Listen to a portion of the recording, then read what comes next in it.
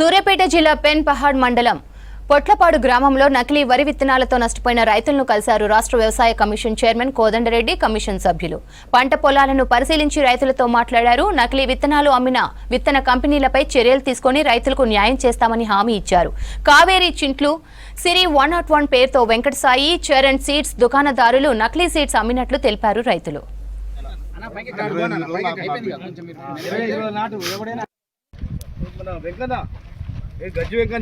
తరతరాల నుంచి విత్తనం అనేది రైతుకున్న హక్కు ఈరోజు కంపెనీల చేతికి పోయింది. కంపెనీలు వాళ్ళకు తోచిన విధంగా వ్యవహారం చేస్తున్నారు.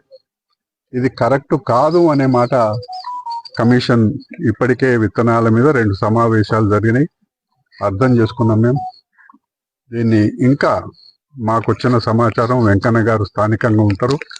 ఇవన్నీ కూడా సమాచారం తీసుకుని దీన్ని లోతుగా పరిశోధన చేసి రైతుకు ఏ విధంగా న్యాయం జరగాలనే దానికి కమిషన్ తప్పకుండా ప్రభుత్వానికి నివేదిక ఇచ్చి ఆ విధంగా రైతుకి అపారమైన అనుభవం ఉంటుంది. శాస్త్రజ్ఞుడికి ఎంత అనుభవం ఉంటుందో ఆయన కంటే ఎక్కువ రైతుకు అనుభవం ఉంటుంది. మట్టిని నమ్ముకున్న రైతు ఎట్లాంటి మట్టిలో ఏ పంట పండుతుంది అనేది బాగా తెలిసిన వ్యక్తి కాబట్టి రైతు అనుభవాన్ని మనం తక్కువగా అంచనా వేయడం మంచిది కాదు. నల్గొండ జిల్లా తిప్పర్తి మండలంలో మామిడాల ఆడ కూడా సేమ్ ఒక వాళ్ళేమో తీసపోయారు. చరణ్ సీడ్స్ లాంటి తీసపోయారు. వాళ్ళు 101 తీసపోయారు.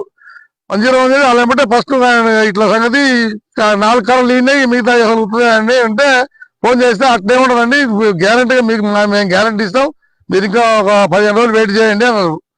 వెయిట్ చేసినా రాలేదు. వాళ్ళు వెయిట్ చేసిన వాళ్ళు ఇది ఎప్పుడు 5 తారీఖు వాళ్ళు ఏం చేసినంటే వాళ్ళ ఫోన్ చేస్తే ఆయన రెస్పాన్స్ చేయట్లేదు.